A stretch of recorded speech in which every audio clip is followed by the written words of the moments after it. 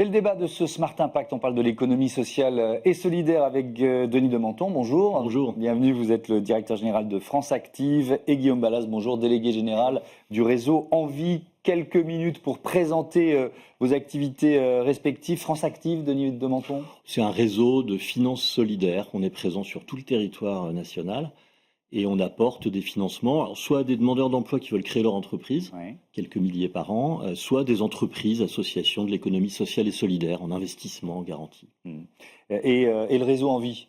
Alors, Réseau Envie, on est 53 entreprises aujourd'hui où on travaille principalement dans le reconditionnement électroménager. On a 3800 salariés, dont 2800 qui sont aujourd'hui en insertion. On est leader sur le reconditionnement électroménager aujourd'hui en France. Et on est un des leaders dans la logistique aussi de transport de déchets, d'équipements électriques et électroniques. Voilà, et on travaille beaucoup avec France Active, sans qui ça serait compliqué parfois la vie. Et alors, ça, on va l'aborder, mais on va aussi aborder les subventions publiques, les décisions prises par l'État, et notamment un appel d'offres qui a été lancé par Écosystème, c'est l'éco-organisme qui est chargé par l'État de piloter la collecte et le recyclage des appareils électriques, électroniques. Déjà, est-ce que vous pouvez nous rappeler ce qui s'est passé, tout simplement ? En fait, d'abord, la première chose que je veux dire, moi, je ne veux pas aujourd'hui stigmatiser des individus ou des entités, parce que je crois que c'est un problème systémique auquel on a été confronté, et j'y reviendrai. Ce qui s'est passé, c'est assez simple. Ce sont des appels d'offres logistiques, et ces appels d'offres logistiques ont été passés par une entité, donc un éco-organisme, qui a pour but, qui a pour objectif de faire du reconditionnement également. Et nous faisions du reconditionnement sur ces flux logistiques, évidemment avec la connaissance et l'accord du donneur d'ordre. Et ce donneur d'ordre a décidé que nous étions trop chers parce que nous faisions du reconditionnement et a pris un prestataire qui ne fait pas de reconditionnement. Voilà. Donc vous perdez un certain nombre de marchés. Voilà, parce que nous faisions du reconditionnement. Sauf que la loi AGEC, si je ne me trompe, anti-gaspi économie circulaire, elle prévoit qu'il y ait un reconditionnement. Alors, la loi AGEC prévoit qu'il y a une hiérarchie des modes de traitement, c'est-à-dire qu'on privilégie toujours la réparation sur le reconditionnement sur le recyclage. Voilà. Et donc toute la question aujourd'hui, elle est bien là. C'est est-ce que nous mettons en œuvre ou pas la loi AGEC, comment est pilotée la loi AGEC, et comme partout, qui a le pouvoir à la fin de décider. Et nous, aujourd'hui, nous pensons chez Envie que le problème, c'est la manière dont ces filières de responsabilité élargie des producteurs sont gouvernées. Il y a eu un choix qui a été de dire ce sont les producteurs de neuf qui doivent aujourd'hui composer les conseils d'administration de ces entités. Pourquoi ? Parce que c'est eux qui payent l'éco-participation. En fait, ce n'est pas eux qui payent l'éco-participation, c'est nous qui payons l'éco-participation. Et donc, ce qu'on demande aujourd'hui, c'est une vraie réflexion pour qu'il y ait une pluralité dans la gouvernance. C'est-à-dire que ces gouvernances ne puissent pas être uniquement le fait des entreprises de neuf. J'insiste sur une chose, pourquoi ? Parce qu'eux peuvent avoir aussi des difficultés économiques. Et quand ils ont des difficultés économiques, ils vont serrer sur quoi ? Eh bien, ils vont serrer sur le reconditionnement, bien évidemment, et on peut les comprendre. Donc on ne peut pas les laisser seuls aujourd'hui dans ces gouvernements. Denis de Menton, quelle leçon vous tirez de cette histoire ? Et puis j'ai une question qui est beaucoup plus générale sur on va dire, l'état de santé, comment se porte l'économie sociale et solidaire aujourd'hui en France ? Alors, l'économie sociale et solidaire est composée d'entreprises, de petites entreprises pour la plupart, sont beaucoup des PME, voire des TPE, associatives certaines, coopératives, peu importe. Donc elles n'échappent pas, par exemple, à ce qui vient de te montrer avec Envie, c'est-à-dire des effets de marché, des effets de régulation du marché. Et donc, par construction, quand l'économie est un peu en difficulté, elles subissent les mêmes difficultés. Montée des coûts de l'énergie, appel d'offres manqués, etc. Donc on a déjà un tissu qui est un petit peu fragilisé par un contexte économique. Et puis on a une crise des finances publiques, qui ne m'appartient pas de commenter ici, avec donc des choix qui sont faits, qui sont un peu plus serrés, un peu plus restreints. Et tout réseau associatif aujourd'hui, qui est en lien avec des politiques publiques, va donc avoir en plus ce type de difficultés avec des collectivités, l'État qui à un moment donné dit moi j'aimerais bien mais je peux pas plus, etc. Donc vous voyez une baisse des subventions publiques très claire depuis quand d'ailleurs ? On le voit, alors pas sur tous les secteurs, pas sur tous les territoires, mais globalement, on a un certain nombre d'études qu'on a faites sur des échantillons chez nous, le mouvement associatif en a fait, qui montrent que un tiers des associations, ça date d'il y a quelques mois, disent avoir des vraies difficultés de trésorerie. Les 2/3 disent avoir réellement des contraintes sur leurs subventions. Et donc, on a une fragilisation de ce tissu qui est déjà par nature un petit peu fragile. Donc là, on le voit très sérieusement. Ça veut dire chez nous, premier trimestre 2025, 20% des demandes de financement sont formulées par des structures que nous, on considère en difficulté. C'était plutôt, on sait faire, hein, on sait apporter des réponses, mais c'est plutôt d'habitude 9-10%. Oui, donc il y a un vrai phénomène en cours. Est-ce que, je reviens à ce cas d'école, est-ce que ça veut dire qu'il faut que vous soyez protégé d'une certaine façon, parce que l'économie sociale et solidaire est particulière?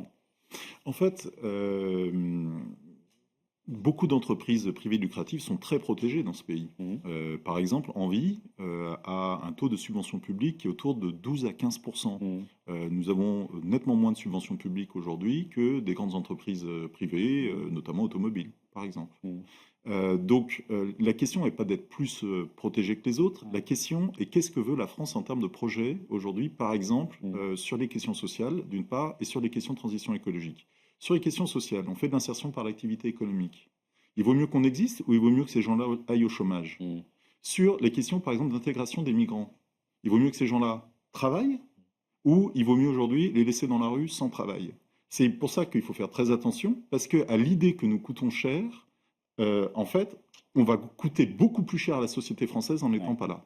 Et c'est pour ça que les réflexions à court terme, j'allais dire en termes financiers, doivent quand même être réfléchies, j'allais dire, sur plusieurs années. Qu'est-ce qui s'est passé? Parce que vous avez alerté l'opinion sur un risque de voir disparaître 1 millier d'emplois à la suite de cet appel d'offres, qu'est-ce qui s'est passé? Vous avez été entendu? Ces emplois sont toujours menacés ou pas? Ah non, on n'a absolument pas été entendu. Et aujourd'hui, ces emplois sont tout autant menacés, puisque notre donneur d'ordre, donc Écosystème, dit qu'eux-mêmes ont des difficultés économiques et qu'ils n'ont pas de marge de manœuvre. La question qui se pose, ça se réglera d'une manière ou d'une autre, et notamment peut-être juridiquement, mais le sujet, au-delà de ça, il est de bien réfléchir à la manière dont on veut ou pas faire de la transition écologique et sociale dans ce pays. Et j'y reviens, ça coûtera nettement moins cher si jamais il n'y a pas des entreprises comme nous. Après, à nous, et là, on a des efforts à faire aussi pour s'adapter à cette nouvelle situation, bien évidemment. C'était la question que j'allais vous poser, je vais revenir vers vous après. Est-ce qu'il faut modifier, adapter finalement le modèle économique de l'économie sociale et solidaire pour faire face à un système plus concurrentiel ou à une nouvelle donne? Encore une fois, les entreprises de l'économie sociale et solidaire, ce sont des PME, des TPE. Donc, comme toute PME, TPE, elles doivent réfléchir en permanence à l'adaptation, à anticiper au maximum. Et puis, quand on ne peut pas anticiper, à réparer le plus vite possible. Nous, c'est ça qu'on a envie de faire là, dans le contexte dans lequel on est, avec des réseaux comme Envie, comme celui des entreprises d'insertion, comme d'autres réseaux d'associations culturelles ou autres. C'est finalement de se dire, bon, on a une donne qui change autour. On a des éléments de diagnostic et de fragilité. Comment est-ce que, déjà, on s'assure qu'on a face à nous des dirigeants qui ont bien compris quel était le problème, hein, c'est pas uniquement de dire faut revenir à ce qui était avant, c'est de se dire c'est quoi l'avenir. Et donc, ça, c'est de la prise de conscience des dirigeants. Ça prend un peu de temps. Puis après, il faut réfléchir. Donc, on va essayer de donner du temps. Et puis derrière, pour transformer un modèle, faut un peu d'argent. Il faut réinvestir. Et donc, c'est là qu'on arrive avec nos instruments de finance solidaire, sur la base d'un constat de réflexion sur ce que peut devenir le modèle, peut-être un peu de mutualisation entre plusieurs associations. Fusion, ça peut exister. Finalement, arrêter quelque chose qui marche plus très bien parce que ça a été conçu il y a 20 ans pour le remplacer par quelque chose qui correspond mieux aux attentes. C'est des vraies réflexions d'entreprise. Mais ça demande de l'investissement et du temps. Et on parlera de l'épargne solidaire, ce sera notre dernier chapitre. Mais votre avis sur cette évolution du modèle de l'ESS avec une difficulté, c'est-à-dire se transformer sans renier ce qui est la base, c'est-à-dire cet engagement des entreprises ou des associations de l'économie sociale et solidaire. La loi anti-gaspillage et économie circulaire en 2020, c'était il faut multiplier par 5, et c'était la demande de l'État, le nombre de produits reconditionnés en France. Bon, visiblement, ils ne sont plus là-dessus. Voilà. Et nous, on s'est engagé pleinement. On a investi beaucoup. On a créé 14 unités de production nouvelles. Bon. Là maintenant, très clairement, il n'y a plus cette même volonté de transition écologique. Donc nous, il faut qu'on réfléchisse à l'utilité qu'on peut avoir. Il y a 40 ans, puisque ça fait 40 ans qu'Envie existe, tout le monde se fichait du reconditionnement électroménager. On y est allé. Aujourd'hui, il y a des tas d'endroits où il y a du reconditionnement à faire. et personne s'en occupe. Et donc on va y aller. Et on va aller, et on est déjà allé, on a déjà créé 2 unités sur les panneaux solaires photovoltaïques. On va aller sur les pompes à chaleur. On va aller sur la mobilité. On a déjà aujourd'hui, on travaille beaucoup sur les trottinettes, par exemple. On va faire tout ce travail-là pour élargir aujourd'hui la palette de reconditionnement et faire en sorte que cette diversification permette... Oui, je pense que c'est vital aujourd'hui, et on y travaille. Mais comme c'est très bien dit, là, c'est que le problème, c'est que la diversification, ça demande de l'investissement. C'est-à-dire que c'est pas à zéro. Oui. Et donc, il va falloir aussi qu'on puisse être accompagné sur ces sujets-là et qu'il y ait des structures assez solides pour pouvoir nous accompagner sur ces sujets-là. Et je termine. À un moment donné, il faudrait quand même que l'État prenne ses responsabilités et explique quel est le sens de sa planification écologique. Moi, ça fait 5 ans que je suis chez Envie. Je ne dis pas que je suis plus intelligent qu'un autre, mais honnêtement, je n'ai toujours pas compris. C'est quoi les objectifs, c'est quoi les chiffres, c'est quoi le timing, quels sont les financements prévus, j'ai toujours pas compris. Et c'est quand même important, ce cadrage. Ouais, et évidemment, l'engagement des citoyens, l'épargne solidaire de Monton, pourquoi ça peut être une partie de la solution? L'épargne des Français, c'est plusieurs milliers de milliards d'euros. Ouais. On n'est pas là pour risquer l'épargne des Français, donc il faut apporter une sécurité. Par contre, ce qu'on sait faire avec un certain nombre d'acteurs de la finance solidaire, c'est faire une proposition qui aujourd'hui intéresse un peu moins de 1% de l'épargne des Français, qui est de dire, vous aurez peut-être un tout petit peu moins de rentabilité, et encore, financière. On va vous apporter, autant que faire se peut, de la sécurité sur votre épargne. En revanche, on va vous garantir que votre épargne sera utilisée dans le genre d'entreprise que dirige Guillaume avec son réseau. Dans le champ de l'intégration des personnes migrantes qui sont en difficulté, dans le champ de l'écologie. Et tout ce mouvement de la finance solidaire, il prend de l'ampleur. Et donc nous, derrière, charge à nous, intermédiaires, de récupérer cette épargne-là et puis de l'investir à coût de 100 000 euros, 500 000 euros, 1 million, parfois 20 000 euros pour faire démarrer un petit projet, dans des projets qui ont du sens. Et quand on explique aux citoyens qui sont par ailleurs des épargnants qu'à côté de chez eux, grâce à leur épargne, une initiative solidaire a pu se monter, croyez-moi que c'est bien vendu. Oui, mais alors pourquoi vous dites 1%? Parce que c'est le pourcentage de Français qui sont prêts à le faire? Vous anticipez là-dessus ou c'est parce que progressivement, on ouvre les différents supports. Sur l'épargne salariale solidaire, aujourd'hui, on a plusieurs années de montée en puissance et on voit bien que les salariés dans les grandes entreprises qui ont accès à l'épargne salariale la choisissent volontiers. Par contre, on a tout un tas de très petites entreprises dans lesquelles ce genre de dispositif n'a pas été mis en place. Donc finalement, c'est pas proposé.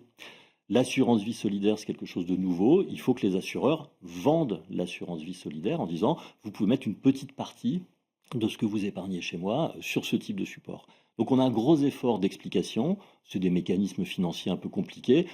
Si on n'a pas envie de les vendre, on les rend très compliqués. Si on a envie de les vendre, on peut l'expliquer. Merci beaucoup. Merci à tous les deux et à bientôt sur Bismart for Change. On passe tout de suite à notre rubrique Grand Entretien, 26 minutes, prêt pour l'impact.